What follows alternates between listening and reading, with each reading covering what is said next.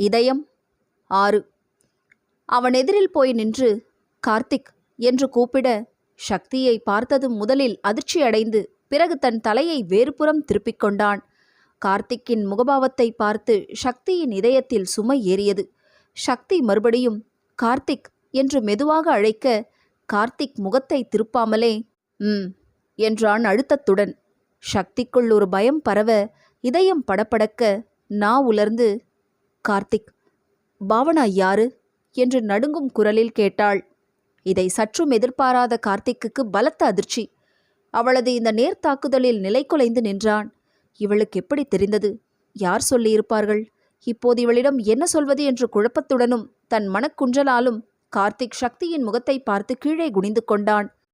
கார்த்திக்கிடமிருந்து எந்த பதிலும் வராததால் சற்று எரிச்சலுற்று, கார்த்திக், உன்கிட்ட தான் கேட்குறேன் என்றாள் சற்று சத்தமாக. நீண்டதொரு பெருமூச்சு விட்டு, எல்லாம் தெரிஞ்சுக்கிட்டு எதுக்காக கேட்குற என்று ஒரு மாதிரி குரலில் கூறினான். அவன் சொன்னதை கேட்டு மூச்சே நின்றுவிட்டது போல் இருந்தது. கண்களில் வர இருந்த கண்ணீரை கட்டுப்படுத்த தன் பற்களை அழுத்தி கடித்துக்கொண்டு கார்த்திக்கின் முகத்தை கூர்ந்து பார்த்தாள். இவனும் ஒருவேளை விளையாடுகிறானோ என்று எண்ணி நீண்டதொரு பெருமூச்சு விட்டாள். பேதை மனது தனக்கு சாதகமாக ஒரு பதிலை தேடி அலைந்தது. இந்த மாதிரி நேரத்தில் என்கிட்ட விளையாடாத கார்த்திக், உன்கிட்ட ஒரு முக்கியமான விஷயம் சொல்றதுக்காக வந்திருக்கேன் என்று கரகரக்கும் குரலில் சொன்னாள். இருக்கிற இம்சை பத்தாதுன்னு இவ பங்குக்கு என் உயிரை வாங்க வந்துட்டா. ஆள் ஆளுக்கு என்னை படுத்துறீங்க, என் உயிரை வாங்கி என்னை சாவடிச்சிடுவீங்க போல இருக்கே என்று தனக்குள் சொல்வது போல் மெதுவாக சொன்னது சக்தியின் காதுகளில் நன்றாகவே கேட்டது. தலையை ஒரு பக்கம் சாய்த்து புருவத்தை உயர்த்தி, என்ன சொன்ன? நான் உன்னை இம்சை செய்கிறேனா? எங்க என் முகத்தை பார்த்து சொல்லு. இப்ப நீ தான் என்னை கொல்ற. நீ சொன்ன ஒவ்வொரு வார்த்தையும் என் இதயத்தை பிளக்குது. நான் உன்னை அப்படி என்ன செஞ்சிட்டேன் என்று கேட்டாள். கார்த்திக்கு என்ன சொல்வதென்று தெரியாமல் அமைதியாக இருந்தான்.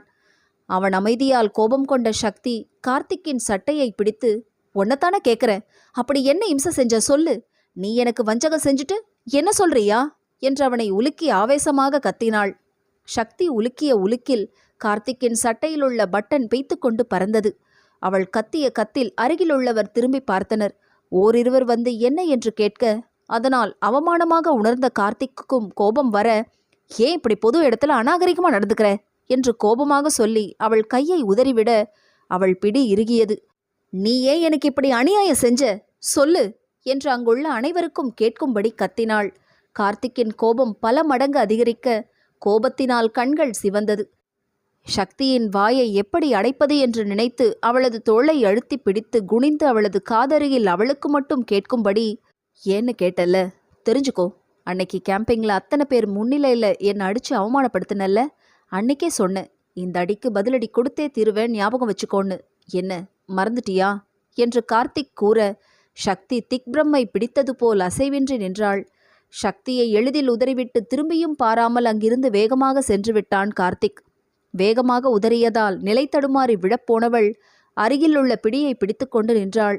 தன் உடம்பில் உள்ள அனைத்து அணுக்களும் செயலிழந்தது போல் உறைந்து விட்டாள். அப்படியே எவ்வளவு நேரம் நின்றிருந்தாளோ. அருகில் வந்த ஒருவர் சக்தியை தொட்டு, என்னம்மா என்று கேட்க, ஒன்றுமில்லை என்று தலையை ஆட்டிவிட்டு வெளியில் வந்தாள். யாரோ தன் நெஞ்சில் அடிப்பது போலவும் தன் நெஞ்சை யாரோ கசக்கி பிழிவது போலவும் இருந்தது. ரணம், அவமானம், நிராகரிக்கப்பட்ட அவமானத்தால் இந்த பூமிக்குள் புதைந்து போய் விடமாட்டோமா என்று இருந்தது சக்திக்கு. மழை சோவென்று கொட்ட மழைத்துளியுடன் சேர்ந்து சக்தியின் கண்ணீரும் பூமியை தொட்டது. காற்றில் குளிர்ச்சி மிகுந்திருந்தது. ஆனால் சக்தியின் மனமோ தீயாய் எரிந்து கொண்டிருந்தது. தன் வாழ்வே அஸ்தமனம் ஆகிவிட்டது என்று எண்ண கண்களில் கண்ணீர் பெருகியது. ஏன் தான் இந்த ஜென்மம் எடுத்தோமோ, இனி தன் வாழ்க்கை அர்த்தமற்றது என்று தோன்ற வயிற்றுக்குள் ஏதோ பிசைந்தது. நடந்து கொண்டிருந்தவள் அப்படியே கண்களை இறுக்கமாக மூடி நின்றாள். தனக்குள் உதயமாகும் சிசு தன் மனக்கண் முன் வர கண்களில் வழிந்த கண்ணீரை துடைத்துவிட்டு, இனிவரும் இந்த உதயத்துக்காக தன் அர்த்தமற்ற வாழ்வை வாழ்ந்தாக வேண்டும். இந்த குழந்தை ஆணோ பெண்ணோ அதற்கு உதயா என்று பேர் வைக்க வேண்டும் என்று தீர்மானித்தாள். சுயநினைவை இழந்த நிலையில் நடைப்பிணமாக நடந்து கொண்டிருந்தவள் எதிரில் திடீரென்று வந்த 2 பேரில் ஒருவன், அண்ணே, இந்த பொண்ணு தான் உங்கள் கல்யாண நாள் அன்னைக்கு கல்யாண மண்டபத்தில் நடு ராத்திரியில் திருன்னு முழிச்சிக்கிட்டு இருந்துச்சு. என்னன்னு கேட்டதுக்கு என்னமோ சொல்லி சமாளிச்சுது. இந்த பொண்ணு தான் கீதா அண்ணியை கூட்டிகிட்டு போயிருக்கணும். என்னன்னு கேளுங்க, விஷயம் தெரியும் என்று ஒருத்தன் ஆவேசமாக சொன்னான். உடனே இன்னொருவன், ஹே பொண்ணு, நீதானா நான் கட்டிக்க வேண்டிய கீதாவை திருட்டுத்தனமாக கூட்டிகிட்டு போனது என்று சத்தமாக கேட்டான். அவள் இருந்த மனநிலையில் அவர்கள் என்ன பேசுகிறார்கள் என்றே புரியாமல் விழித்து கொண்டு நின்றாள். அவள் மௌனமாக நின்றதை பார்த்து எரிச்சல் அடைந்து, என்னடி நான் கேட்குற, ஒன்றும் சொல்லாம கல்லு மாதிரி நின்னுகிட்டு இருக்க, திமிரா என்று மிரட்டலாக கேட்டான். என்னமோ அவர்கள் சம்பந்தமே இல்லாமல் உளறுகின்றனர் என்று நினைத்து அங்கிருந்து ஒரு அடி எடுத்து வைக்க, என்ன திமிர் உனக்கு, எவ்வளவு நெஞ்செழுத்தம் இருந்தா நான் கேட்க கேட்க நீ ஒன்றும் சொல்லாம போய்கிட்டு இருப்ப என்று சக்தியை பிடித்து கோபத்தினால் கண்கள் சிவக்க கத்தினான். உடனிருந்தவன், அண்ணே இப்படி கேட்டா ஒன்றும் வேலைக்காகாது, நாம யாருன்னு இவளுக்கு காமிச்சாதான் வாயை திறப்பா என்று கூறி அருகிலிருந்த ஒரு கட்டையை எடுத்து இன்னொருவன் கையில் திணிக்க அதை வாங்கி சக்தியை அடிக்க ஓங்கினான். அப்போதுதான் சூழ்நிலையை உணர்ந்து பதற்றம் அடைந்தாள். அந்த தீவிரத்தை உணர்ந்து அவள் செயல்படும் முன்னால் அந்த கட்டை அவள் வயிற்றை நோக்கி வர, அந்த அடி அவள் வயிற்றில் மட்டும் படக்கூடாது என்று அவள் மனதில் பட, தன் வயிற்றை தன் இரு கைகளினால் இறுக பற்றி கொண்டு குனிய அந்த கட்டை அவள் இதயத்தை பதம் பார்த்தது. ஏற்கனவே கார்த்திக்கினால் ரணமாயிருந்த நெஞ்சில் இப்போது அந்த ஆள் அடித்த அடியால் அவள் இதயமே வெடித்துவிடும் போல இருந்தது. வலி தாங்காமல் சக்தி வீறிட, அங்கிருந்தவர்கள் அதை கேட்டு அருகில் வர, மற்றவங்க வரதுக்குள்ள வாங்க என்ன போயிடலாம் என்று பதற்றத்துடன் இன்னொருவனின் கையை பிடித்து இழுத்துக்கொண்டு ஓட, இருவரும் அங்கிருந்து ஓடிவிட்டனர். சக்தி கத்திய கத்தல் சற்று தூரத்தில் சென்று கொண்டிருந்த வெங்கட்டின் காதில் விழ, சக்தியின் நிலைமையை பார்த்து தன் பைக்கில் இருந்து இறங்கி அடித்து பிடித்து ஓடி வந்த சக்தியை அணுக, வலியால் துடித்து அவன் கையில் கண்கள் மூடி சரிந்தாள். வேரோடு பிடுங்கிய பூங்கொடி போல் மயங்கி விழுந்த சக்தியை பார்த்து பதறி, சக்தி சக்தி என்றவள் கன்னத்தில் லேசாக தட்டி அழைத்தான் வெங்கட். அவளிடமிருந்து எந்த ஒரு அசைவும் இல்லாததால் அந்த வழியாக வந்த ஒரு ஆட்டோவை அழைத்து அதில் சக்தியை தூக்கிக் கொண்டு அருகிலுள்ள மருத்துவமனைக்கு விரைந்தான். ஹாஸ்பிட்டலில் சக்தியை அட்மிட் செய்துவிட்டு என்ன செய்வதென்று தெரியாமல் தவித்தபடி கையை பிசைந்து கொண்டிருந்தான் வெங்கட். டாக்டரிடம் கேட்டதற்கு, இப்போ ஒன்றும் சொல்ல முடியாது, ஒரு 24 மணி நேரம் பொறுங்க என்று கையை விரித்தார். வெங்கட் சக்தியின் வீட்டுக்கு ஃபோன் செய்ய அது அடித்து கொண்டிருந்தது. சக்தியின் அம்மாவிடம் என்ன சொல்வது, எப்படி சொல்வது, அவர்கள் எப்போது ஊரிலிருந்து வருவார்கள் என்று ஒன்றும் புரியாமல் தவித்துக் கொண்டிருந்தான். முதலில் சக்திக்கு என்ன ஆயிற்று, யார் அவர்கள், ஏன் சக்தியை அடிக்க வேண்டும்? சில மாதங்களாகவே அவளிடம் ஏதோ ஒரு மாற்றம் இருக்கிறது. இத்தனை வருடங்களாக எல்லாவற்றையும் என்னிடம் பகிர்ந்தவள் இப்போது என்னிடம் ஏதோ மறைக்கின்றாள். என்ன அது? பலவாறு எண்ணி குழம்பினான். இந்த குழப்பத்துடன் ஒவ்வொரு நொடியும் சிரமப்பட்டு பொங்கிக் கொண்டிருந்தான் வெங்கட். தீவிர சிகிச்சை அளித்த பிறகு வெங்கட்டிடம் வந்த டாக்டரை பார்த்ததும் வெங்கட், டாக்டர், சக்தி இப்போ எப்படி இருக்கா என்று கேட்டான். டாக்டர் தன் தலையை ஆட்டி, அந்த பெண்ணுக்கு நீங்கள் என்ன வேணும் என்று கேட்டார். நாங்கள் 2 பேரும் ஃப்ரெண்ட்ஸ், ஒரே வகுப்பு. ஏன் டாக்டர் கேட்குறீங்க என்று பயத்துடன் வெங்கட் கேட்டான். ஓ, அந்த பெண்ணுக்கு வேற யாரும் இல்லையா என்று அவன் முகத்தை பார்த்து கேட்டார் டாக்டர். அவளோட அம்மா பாட்டி வீட்டுக்கு போயிருக்காங்க. அந்த விலாசம், ஃபோன் நம்பர் எதுவும் எனக்கு தெரியாது. சக்தி கண் விழிச்சதும் தான் கேட்கணும். இதை கேட்ட பிறகு அம்மா என்ன மனநிலையில் இருப்பாங்கன்னு கூட நினைக்க எனக்கு பயமா இருக்கு. எதுவாக இருந்தாலும் என்கிட்ட சொல்லுங்க. எப்படி இருக்கா சொல்லுங்க டாக்டர் என்று பொறுமை இழந்து கேட்டான். ஒரு சிறு அமைதிக்கு பின் அவர் சொல்ல ஆரம்பித்தார். ஒரே ஒரு அடி விழுந்துச்சுனாலும் அந்த அடி பலமா நெஞ்சில் விழுந்தது துரதிருஷ்டந்தான். மார்பெலும்புகளுக்கு எந்தவிதமான பாதிப்பும் நல்ல வேளையா இருக்கல. ஆனா என்று நிறுத்தி ஆழ மூச்சிழுத்துவிட்டு அணிந்திருந்த மூக்கு கண்ணாடியை கழற்றி மேசையின் மேல் வைத்துவிட்டு எதிரிலிருந்த வெங்கட்டின் முகத்தை பார்த்துவிட்டு மேலே தொடர்ந்தார். இப்படி பலமா அடி விழுந்ததுல இதுவே ஒரு ஆணா இருந்திருந்தா கண்டிப்பா இந்த அடியை தாங்கி இருக்க முடியும். ஆனா ஒரு பெண்ணுங்கிறதால, அதுவும் அந்த நேரத்திலேயோ இல்ல கொஞ்ச நேரத்துக்கு முன்போ மனதளவுல ஒரு பெரிய அதிர்ச்சிக்கு உள்ளாகி இருப்பாங்கன்னு நினைக்கிறேன். அதோடு சேர்ந்து இப்படி ஒரு பலமான அடி வேற. இதனால அந்த பெண்ணோட இதயம் மேலும் சிறியதோ பெரியதோ எந்த விதமான அதிர்ச்சியும் தாங்க முடியாத அளவுக்கு பாதிக்கப்பட்டிருக்குது. அதாவது இப்ப ஏற்பட்ட அதிர்ச்சியோட விளைவா இந்த பெண்ணோட இதயத்துக்கு செல்லும் இரத்த நாளங்கள் சுருங்கியதால கொஞ்ச நேரம் இதயத்தோட ஒரு சில பகுதிக்கு ரத்தம் போகல. இதுவும் ஒரு வகையான மைல்டு ஹார்ட் அட்டாக் தான். நல்ல வேளையா நீங்க சீக்கிரமா ஹாஸ்பிட்டல்ல அட்மிட் செஞ்சு தேவையான சிகிச்சை கொடுத்ததுல இறக்கும் தருவாயில இருந்த இதயத்தின் திசுக்களுக்கு மீண்டும் ரத்தம் பாய ஆரம்பிச்சிருக்கு. இருந்தாலும் இப்ப ஏற்பட்ட பாதிப்பு முற்றிலும் மறையாது. அதுக்காக பயப்பட வேண்டாம். இதே போல அதிர்ச்சிகள் அடிக்கடி ஏற்பட்டா மயக்கம் வரும். இதற்கு அக்யூட் கொரோனரி ஸ்பாசம்னு சொல்லுவோம். அதே நேரத்துல இப்படி அடிக்கடி நேர்ந்தா உயிருக்கு ஆபத்தா முடியும். அப்படி நேராம பாத்துக்கிறவரை அந்த பொண்ணோட உயிருக்கு எந்த விதமான பாதிப்பும் கிடையாது. அதைவிட இந்த பெண்ணோ எதிர்காலத்துல எந்த விதமான அதிர்ச்சியையும் தாங்கக்கூடிய அளவுக்கு தனது மனசை வலுவாக்கிக்கிறது ரொம்ப முக்கியம் என்று நீளமாக சொல்லி முடித்தார். அதை கேட்டதும் வெங்கட்டுக்கு மயக்கம் வராத குறைதான். சக்தி கண்களை சிரமத்துடன் திறந்து பார்க்க எங்கே இருக்கிறோம் என்று ஒன்றும் புரியாமல் கண்களை மூடிக்கொண்டாள். அந்த பெண்ணுக்கு இப்போ ரொம்ப தேவையானது அன்போ அரவணைப்பும் தான். அதுவும் இல்லாம இப்ப அந்த பொண்ணு இருக்கிற நிலையில கர்ப்ப என்று முடிப்பதற்குள் நர்ஸ், டாக்டர் அந்த பெண் கண் விழிச்சிட்டாங்க என்று சொல்ல டாக்டர் உடனே சக்தி இருக்கும் அறைக்கு அவசர அவசரமாக விரைந்து சென்றார். வெங்கட்டும் அவரை தொடர்ந்தான். சக்திக்கு மூடிய கண்களுக்குள் முந்தைய நாள் நடந்த அனைத்து சம்பவமும் திரைப்படம் போல ஓடியது. இதயத்தில் வலித்தது. ஆனால் அது எதனால் வந்தது? கார்த்திக்காலா அல்லது அந்த தடியன் அடித்ததனாலா என்று தெரியவில்லை. மறுபடியும் கண்களை திறந்து சுழல விட்டாள். அவள் கண்ணில் டாக்டர் பட, டாக்டர் என்று மெதுவாக அழைக்க அவர் அவள் அருகில் வந்து, என்னம்மா வலிக்குதா என்று பரிவுடன் கேட்டார். ஆம் என்று தலையை ஆட்டியவள் வெங்கட் அவள் பின்னாடி இருப்பது தெரியாமல் அவள் வயிற்றின் மீது கையை வைத்து அவரையே பார்த்து மறுபடியும் டாக்டர் என்று மெதுவாக அழைத்து, என் குழந்தை என்றாள். அதை கேட்டதும் வெங்கட்டுக்கு அவன் காதுகளையே நம்ப முடியவில்லை. டாக்டர் சக்தியின் பின் நின்ற வெங்கட்டை ஒரு வினாடி பார்த்து உடனே சக்தியை பார்த்து சிரித்து, உன் குழந்தை நல்லா இருக்கு, கவலை வேண்டாம் என்று கூறி அளிக்க வேண்டிய சிகிச்சையை அளித்துவிட்டு சக்தியின் கையை தட்டிவிட்டு அங்கிருந்து சென்றார். சக்தியின் முன் வந்து நின்றான் வெங்கட். அவனை எதிர்பாராத சக்தியின் முகத்தில் பலத்த அதிர்ச்சி. இருவர் முகத்திலும் அதிர்ச்சி வெளிப்படையாக தெரிந்தது. மௌனமாக ஒருவரை ஒருவர் பார்த்து கொண்டு நின்றனர். மௌனத்தை கலைத்தது முதலில் வெங்கட் தான். என்ன சக்தி, என்ன நடக்குது உன்னை சுத்தி? ஏதேதோ பயங்கர விசினகரமான நிகழ்ச்சிகள் எல்லாம் நடக்குது. உண்மையை சொல்லணும்னா எனக்கு பயங்கர அதிர்ச்சி. என்னால எதையும் நம்ப முடியல. அதிர்ச்சி கலந்த குரலில் சொன்னான். அவன் சொன்னதை கேட்டு சக்தியின் முகம் வேறு புறம் திரும்பியது. சக்தியின் முகம் சுருங்கியதை பார்த்து என்ன செய்வது என்று ஒன்றும் புரியாமல் அவளையே கண்கொட்டாமல் பார்த்து கொண்டு செயலற்று நின்றான். இதற்கு மேல் எதுவும் கேட்டு அவளை நோகடிக்க வேண்டாம் என்று எண்ணி, சரி பிறகு இதை பற்றி பேசலாம், இப்போ அம்மாவுக்கு இதை பற்றி சொல்லணும், அதனால உன் பாட்டி வீட்டு ஃபோன் நம்பர் கொடு என்று வெங்கட் சொல்லவும் கலவரத்துடன் அவனை ஏறிட்டு பார்த்தாள். சக்தியின் முகத்தை பார்த்தவுடன் வெங்கட்டின் மனம் உருகியது. அதனால் கவலைப்படாத, அவங்க கிட்ட உனக்கு ஒரு சின்ன ஆக்சிடென்ட்னு மட்டும்தான் சொல்லி வர வைக்க போறேன், ஃபோன் நம்பரை கொடு என்று சொல்லி நம்பரை வாங்கி கொண்டு போனான். சக்தியின் அம்மா வரும் வரை அவளின் அருகிலிருந்து நன்றாக கவனித்து கொண்டான் வெங்கட். அவளிடம் கலகலவென்று பேசி சக்தியின் மனநிலையை மாற்ற முயற்சி செய்தான். சின்ன வயதில் இருவரும் சேர்ந்து அடித்த லூட்டிகள், கல்லூரியில் செய்த கலாட்டா என்று ஏதேதோ பேசிக்கொண்டிருந்தான். அதன் பிரதிபலிப்பாக அவ்வப்போது சக்தியின் முகத்தில் சின்ன சிரிப்பு. அவளின் மனநிலையை படித்து கொண்டு வந்தவன் சந்தர்ப்பத்தை எதிர்பார்த்து கொண்டிருந்தான். நிதானமாக சக்தியிடம் என்ன நடந்தது என்று விசாரித்தான். அதை கேட்டதும் சக்தியின் முகம் இறுகியது. சிறு அமைதிக்கு பின், உனக்கு என்ன பிரச்சனைன்னு சொன்னாதானே தெரியும், இப்படி அமைதியா இருந்தா என்னன்னு நினைக்கிறது?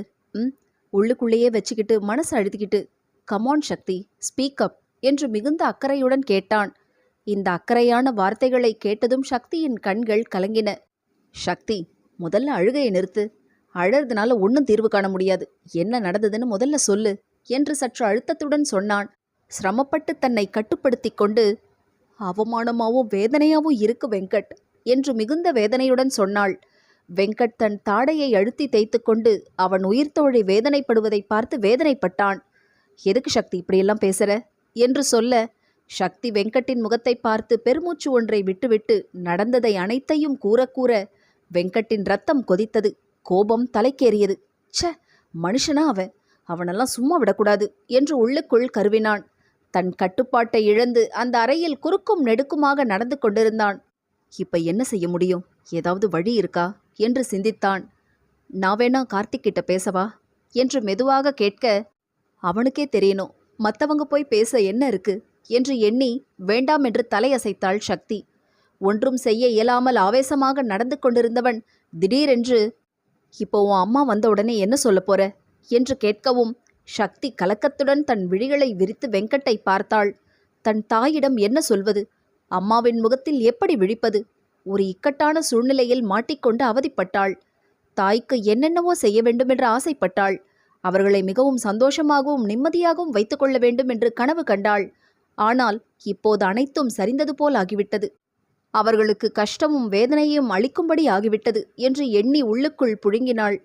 என்னை பற்றி தெரிஞ்சா அவங்க நிலை என்ன ஆகும் என்று நினைக்கையில் அவள் மனம் நடுங்கியது. சக்தி தன் நெற்றி போட்டு அழுத்தி தேய்த்து கொண்டு கண்களை மூடிக்கொண்டாள். அவள் உறங்கிக் கொண்டிருந்த வேளையில் சக்தியின் அம்மா தேவகியும் அவள் தம்பி ஸ்ரீதரும் பதற்றத்துடன் ஹாஸ்பிட்டலுக்குள் நுழைந்தனர். தன் மகளை இந்த நிலையில் பார்க்க தாயுள்ளம் பதறியது. அவர்களை தேற்ற வெங்கட்டுக்கு பெரும்பாடாயிருந்தது.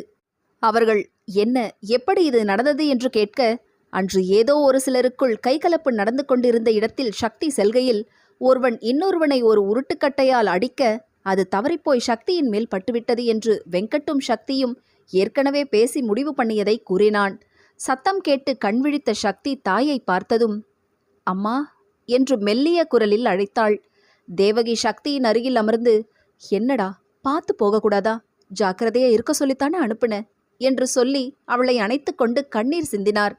தாயின் அருகாமையும் அணைப்பும் சக்திக்கு இதமாக இருந்தது. சிறிது நேரத்தில் டாக்டர் கொடுத்த மருந்தின் மகிமையால் சக்தி உறங்கினாள். வெங்கட், ஆண்டி, உங்ககிட்ட கொஞ்சம் தனியா பேசணும் என்று திக்கி திணறி சொன்னான். அவனை கேள்வியுடன் பார்க்க வெங்கட் அவரை பரிதாபமாக பார்த்தான். அவர் தலையசைக்க அவரை தனியாக அழைத்து சென்றான். சிறிது நேரம் என்ன சொல்வது, முதலில் எப்படி ஆரம்பிப்பது என்று தெரியாமல் விழித்தான். தேவகி பொறுமை இழந்து, என்னடா விஷயம், ஒன்றும் சொல்லாமல் இருக்கவா என்னை தனியாக அழைச்சிட்டு வந்த என்று சொல்லவும், ஆண்டி ஆண்டி சக்தி ஒன்றும் சொல்லாதீங்க. அவள் ரொம்ப பாவம், ரொம்ப உடஞ்சி போயிருக்கா. ப்ளீஸ் ஆண்டி, நீங்கள் தான் அவளுக்கு தைரியம் சொல்லணும். கைகளை பிசைந்தபடி சொன்னான். தேவகி தலையில் அடித்து கொண்டு, என்னடா சொல்கிற? சக்தியை நான் என்ன சொல்ல போகிறேன்? நீ சொல்கிறது தலையும் புரியல காலும் புரியல, சொல்கிறத ஒழுங்கா சொல்லு என்று தன் பொறுமையை பிடித்து கொண்டு கூறினார். மிகவும் வேதனையுடன் டாக்டர் சொன்னதை மெதுவாக சொன்னான். வெங்கட் சொன்னதை கேட்டதும் அதிர்ச்சியும் வேதனையுமாக இருந்தது. என் மகளுக்கா இப்படி ஒரு நிலைமை? அவ யார் மனசும் கஷ்டப்படும்படி நடந்துக்க மாட்டா, ஏன் ஒரு வார்த்தை கூட சொல்ல மாட்டா. இப்ப அவளுக்கா இதயத்துல இப்படி ஒரு சிக்கல்? ஆண்டவா, இது என்ன சோதனை என்று தாய்மனம் இறைவனிடம் மன்றாடியது. மகளை நினைத்து உருகியது. என்னடா வெங்கட், சக்திக்கு இப்படி ஆயிடுச்சே என்று புலம்ப ஆரம்பித்து விட்டார். வெங்கட்டுக்கு அவரை பார்க்க பாவமாக இருந்தது. இதற்கே இப்படி கதறுகிறார்கள். குழந்தையை பற்றி தெரிந்தால் என்ன செய்ய போகிறார்கள்? ஆனா இது மறைக்கிற விஷயம் இல்லையே. எல்லாம் இந்த கார்த்திகால வந்துச்சு. இப்படி ஒரு குடும்பமே கஷ்டப்படுறபடி செஞ்சுட்டான். இப்படி செஞ்சுட்டு அவன் மட்டும் புது மாப்பிள்ளையா உல்லாசமா இருக்கான். அவன் என்ன நல்லாவா இருக்க போறான்? இந்த தாய் மனசு எப்படி கதறுது? இந்த நல்ல உள்ளங்களை நோகடிச்சவன் நிச்சயமா அவதிப்படுவான் என்று மனதுக்குள் சபித்தான். ஆண்டி, இனிமே நீங்க சக்தியை நல்லா பார்த்துக்கணும். அவன் மனசு வருத்தப்படும்படி எதுவும் நடக்காம பார்த்துக்கணும் என்று பீடிகையோடு சொன்னான். வெங்கட் சொல்வது புரியாமல், அவன் மனசு வருத்தப்படும்படி எப்ப நடந்துகிட்டு இருக்கோம், இருந்தாலும் அவளை இனி பூ போல பார்த்துக்குவேன் என்று கண்ணீரை துடைத்து கொண்டு சொன்னார். ஆண்டி, இன்னும் ஒரு விஷயமும் உங்ககிட்ட சொல்லணும்.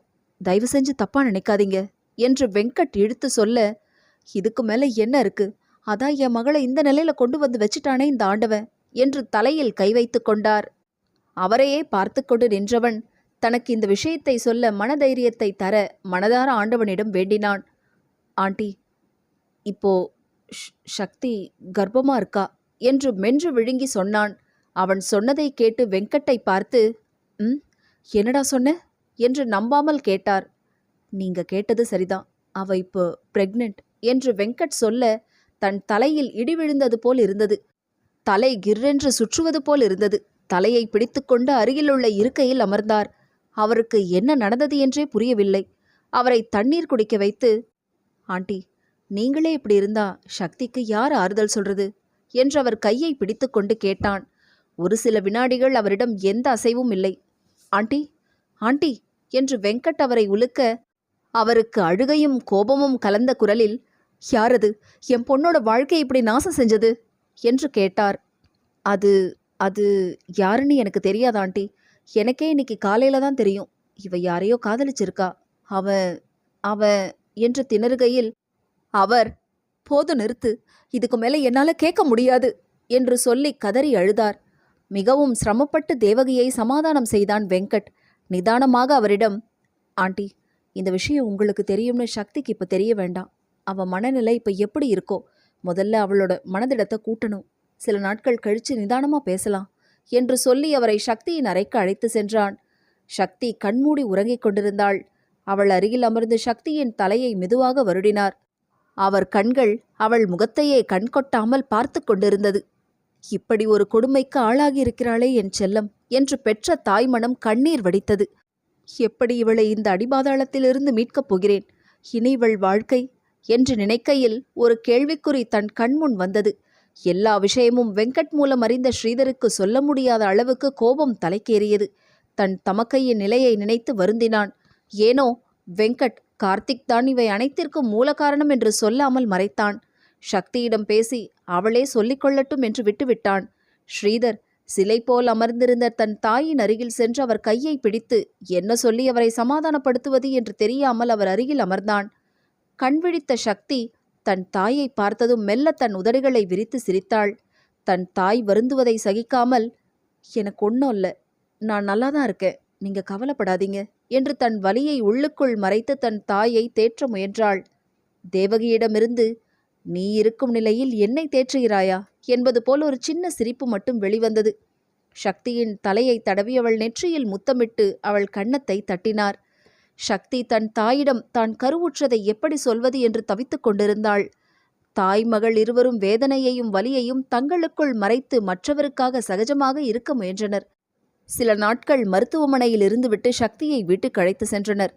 ரெக்கை விரித்து பறக்க வேண்டிய வயதில் ரெக்கை வெட்டப்பட்ட பறவையைப் போல் முடங்கி கிடந்தாள். சக்தியின் நினைவும் மனமும் கார்த்திகையே சுற்றி கொண்டிருந்தது. எவ்வளவு எளிதில் தூசை தட்டிவிடுவது போல் அவளை உதறிவிட்டு போய்விட்டான். சக்திக்கு அவள் தாய் எப்போதும் அவளை கண்காணிப்பது போல் உணர்ந்தாள். சக்தியும் ஒவ்வொரு வினாடியும் தன் தாயிடம் பேசிவிட வேண்டும் என்று சுற்றி கொண்டிருந்தாள். அவள் மனம் எதிலும் லயிக்கவில்லை. ஆனால் வெங்கட்டும் ஸ்ரீதரும் சக்தியை அவ்வப்போது செஸ், கேரம் என்று ஏதாவது ஒரு விளையாட்டில் அவளை ஈடுபட செய்தார்கள். சக்தியும் அவள் நன்மைக்காகத்தான் இவர்கள் அனைவரும் போராடுகிறார்கள் என்று உணர்ந்து அவளும் எல்லாவற்றையும் தனக்குள் மறைத்து அவர்களிடம் பழகினாள். எப்போதும் அமைதியாக இருந்தாள். விட்டத்தை பார்த்த வண்ணம் அமர்ந்திருந்தாள். அவளின் கலகலப்பு, உற்சாகம் அனைத்தும் இருக்குமிடம் தெரியாமல் காணாமல் போய்விட்டது. அதை பார்த்து கொண்டிருந்த தேவகி ஒரு நாள் சக்தியின் அருகில் அமர்ந்து அவள் கையை எடுத்து லேசாக வருடி, சக்தி, இந்த கருவை இது வேண்டாம், அழிச்சிடு என்று சொல்லவும் சக்திக்கு தூக்கி வாரி போட்டது. இது கனவா நினைவா என்று புரியாமல் விழித்தாள். இது கனவல்ல என்பதை உணர்ந்து, அம்மா, உங்க இது என்று என்ன சொல்வது என்றே தெரியாமல் திணறினாள். கண்களை ஒரு வினாடி மூடி ஒரு பெருமூச்சு விட்டு, என்னடி, ஒரு தாய்க்கு தன் மகளோட மாற்றம் தெரியாதா என்ன என்று சொல்லவும் உள்ளுக்குள் அடக்கி வைத்திருந்தவற்றை உடைத்துக்கொண்டு வெளிவருவது போல் அவர் மடியில் முகம் புதைத்து கண்ணீர் வடித்தாள். அவள் முதுகை பரிவுடன் வருடியவர், இந்த சின்ன வயசுல எவ்வளவு அவலங்கள் உனக்கு, பட்டக்கால்லையே படும், கெட்ட குடியே கெடுங்கிறது போல உனக்கு அடுத்தடுத்து அடி. இந்த நிலையில இந்த குழந்தை தேவதானா? இதனால ஏகப்பட்ட பிரச்சனைகள் வரும் சக்தி. இருக்கிற பிரச்சனை போதாதா? அதனால்தான் சொல்றேன், இந்த குழந்தை உனக்கு வேண்டாம்னு என்று சொல்லவும் தன் முகத்தை உயர்த்தி, அம்மா ப்ளீஸ் அப்படி சொல்லாதீங்க, இந்த குழந்தை எனக்கு வேணும், என்னோட ஜீவன் என்று நைந்து போன குரலில் கூறினாள் சக்தி. அவள் முகத்தையே பார்த்து கொண்டு, யாரவன், அதையாவது சொல்லு, நான் அவன்கிட்ட பேசுறேன், உன்னை கல்யாணம் என்று முடிக்கும் முன் சக்தி, அம்மா ப்ளீஸ் அவனை பற்றி பேசாதீங்க என்று கெஞ்சுவது போல் கூறினாள். எவ்வளவு சொல்லியும் குழந்தை விஷயத்தில் பிடிவாதமாக மறுத்துவிட்டாள். அதற்கு மேல் வற்புறுத்தவும் தேவகிக்கு பயமாக இருந்தது. அவள் உடலை பாதித்துவிட்டால் என்ன செய்வது என்று எண்ணி விட்டுவிட்டார். அனைவரும் சக்தியை தேற்ற தன்னால் ஆன முயற்சியை செய்தார்கள். அதன் பிரதிபலிப்பு ஒரு சில மணி நேரங்கள்தான். மறுபடியும் சக்தியின் மனம் தன் வேலையை செய்ய தொடங்கிவிடும். தொடரும். இந்த ஆடியோ நாவல் சேனல் உங்களுக்கு பிடிச்சிருந்தா லைக் பண்ணுங்க, கமெண்ட் பண்ணுங்க, ஷேர் பண்ணுங்க. அப்படியே பக்கத்தில் இருக்க பெல் ஐக்கானை ப்ரெஸ் பண்ணி சப்ஸ்கிரைப் பண்ணிக்கோங்க. நன்றி.